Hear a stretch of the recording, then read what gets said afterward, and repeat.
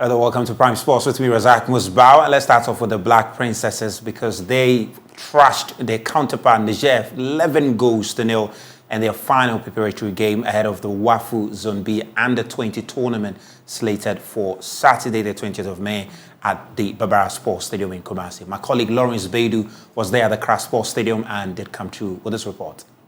So in your final game before the start of the WAFU Under-20 Cup of Nations, the Black Princesses have recorded an 11-0 victory over Niger. Hat-tricks from two players ensured victory for Basigi's side. Ahead of Saturday's first game, Basigi says he's confident that his side will pick up all 3 points to propel them in a better position to secure qualification. Well, I don't want to sound over-ambitious or overconfident because we've beaten them 11-0. However, I think that the going will still be tough, but we are going to make Ghanaians proud, get to the highest level of the competition up to the end, and of course the ultimate is what we are all going to crowd for. And with the support of Ghanaians, I know that we'll get to the ultimate. I'm cool with it because when you have good players, it even calms your nerves. It's so that when your bench is rich, that is where I think you can even make the best decision in terms of selection. Well, I've gotten a fair idea of the squad that I will present on Saturday, and I think that Ghanaians should expect good football. Reminiscing on how Kumasi has been to the national team, Basigi has called on the people of Kumasi to come up in their numbers to support the Black Princesses as they look to secure the trophy for the WAFU Under-20 Cup of Nations. We are expecting them to come and cheer the ladies up. We want gender balance. They have been cheering the men to victory most of the time, filling the stadium to cheer them to victory, and we are also expecting same. It's been a good performance at the Accra Sports Stadium, but is this how good the Black Princesses can be, or is this just a shade of what they are going to present to us at Kumasi? An 11-0 victory is not just a mere performance, but a good one. Reporting for JoySports, Lawrence Baidu, Accra Sports Stadium. Now from the Accra Sports Stadium, let's head to the Oliver Twist Shark, where my colleague Gary R. Smith is stationed, and JoySports viewing experience of the game between Manchester City and Real Madrid. And Gary, I mean, we understand Manchester City are almost there in Istanbul.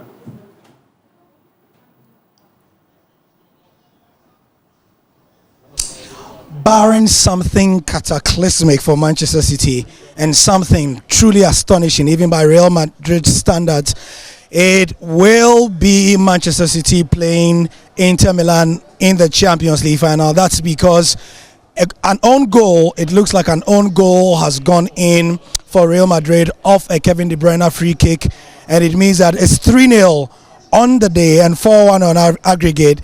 And it's been an amazing performance by Pep Guardiola's side as they have really avenged last year's defeat against this very storied side. I'm sure you come back to us for more details, but from the off, City absolutely were in control. But even at 2-0, it says a lot about Real Madrid's pedigree, that even when it was 2-0, Manchester City were afraid and the stadium was quiet. But right now at 3-0, with just about 77 or 80 minutes gone, it's likely that Real Madrid will not be defending the trophy. Gary R. Smith from the Oliver Twist Shark, and I'm sure he'll be coming to us pretty shortly.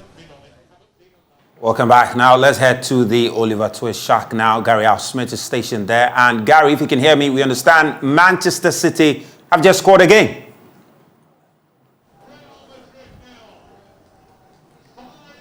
They've just scored again indeed. Welcome to the final few minutes of the semi-finals of the Champions League this year. Manchester City really taking Real Madrid to school. Julian Alvarez, the World Cup winner, they could afford to bring him in the final minutes. And guess what? He's come and he scored, underlining his quality. Man City now 4-0 on the day, and it's 5-1 on aggregate. It's not been a contest. There were moments where it was a bit nervy for the 14-time champions, but really Pep Guardiola and his team were better the entire, 90 minutes. And that's Pep Guardiola scratching his head. That's not a sight you see all the time. Let me begin with Lawrence Beidou with the JoySports team. Lawrence, before we go to the others, give us a sense of what the starting lineups for both teams communicated. I think Pep Guardiola didn't want to make any change with the lineup that played at the Santiago Bernabeu. Carlo Ancelotti on the other side opted to bring in Eder Militao, who was returning from suspension. I believe that was what killed the game for Real Madrid, because if a player has had a good game in the first leg, you expect him to continue, but that didn't happen. That was probably where the loss is, because in the first minutes of the game, you saw what City were trying to do, trying to press Real Madrid from the start of the game, and then ended up taking a 2-goal lead into the first half break. So it was where I thought the game was dead. The second half, Real Madrid had their chances of coming into the game, but Manchester City had it all under control. And I like the defending from Pep Guardiola's side. You don't normally see Pep Guardiola's side a bit composed in terms of defending, but then this time they had their homeworks done. Absolutely. It's full time now as we see Pep Guardiola hugging Carlo Ancelotti and also heading down the tunnel, saying his getting his commiserations and all that. Manchester City book a final place against Inter Milan. Let's speak to a couple of people before they go. Chief, let me speak to you quickly. You are wearing what? Inter Milan. Yeah. Hey, vintage Pirelli shirt. You support Inter, I believe. No, I support Arsenal. You support? Arsenal. Arsenal, okay. But in the final, who will you be supporting? Well, I think City deserves to win the cup. Well, looking at the way they play, I feel they deserve to win the cup. If you do analysis from all the games that I've watched of City, I realize that anytime they are playing the centre back as a libero who comes into the middle of the pack, they win the games. Check their records on the games that they lost. Almost all the time they are pinned not to play that level. So when they started the game, I went on my phone. I realized that they were playing that libero. I realized that they had won the game. Yeah, you thought they would win? Yeah, I thought they deserved to win the game. They really played well. And I believe that I wish they win the league. And not the league though, but I wish they win the Champions. We'll see. Yeah. Thank you so much for joining us. Chief, what's the name and what have been your impressions on this game? So my name is Nana Kojo. I'm disappointed with this results because I was hoping Madrid would win. I'm so anti-Guardiola. So then anything Pep Guardiola, I'm against it. So I'm disappointed, but kudos to City. If you look at what they've done in the Champions, it's just right for them to have a good chance to win it. So maybe it's their year against Inter Milan. They should go for it. The job is not done yet. The final will be in Istanbul. Of course, the multimedia group are big on the Champions League final because we will be at the Aviation Social Center with Hit FM Rep Your Jersey. But this is a man who is literally Mr. Manchester City. City cap, City scarf, City shirt. And just so that you know it's original, he's got the tags and all that. Congratulations. He was joining us yesterday at Bayview at Atomic Junction and he's here with us. Yeah. How do you feel right now? I'm sure you are ecstatic. That's right. And actually this is what I was expecting. It is when we spoke during the first half, at halftime, I told you I was a little bit disappointed because I expected more goals. And second half, they came. So 4-0 is not a flattered scoreline. If you watch the game, you know that it's well deserved. Should have probably scored more.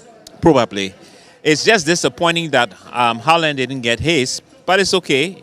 We still have the final. We are to the final. So that's it. This is what we wanted, and we got it at last.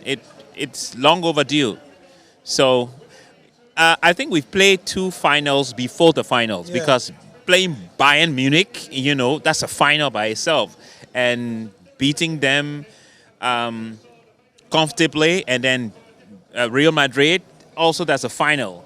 So we played two finals and we will not take it for granted that we're meeting Inter.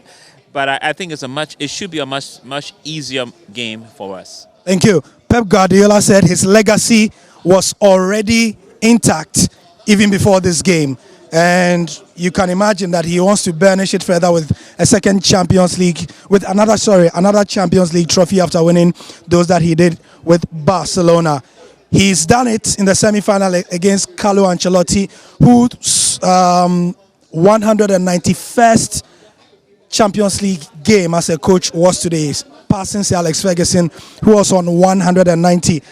Let's hear from Mark, who was supporting Real Madrid. Mark, not a good day for you. Yeah, it's not a good day for me.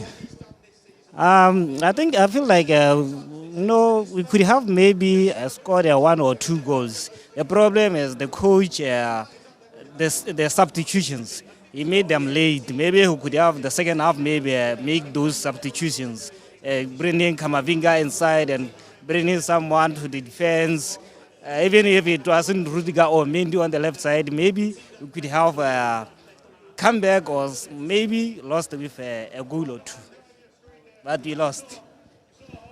Mark, a disappointed Real Madrid fan, and you saw Tom, who is a Manchester City fan, putting the illustration of what today's game means to both sets of fans.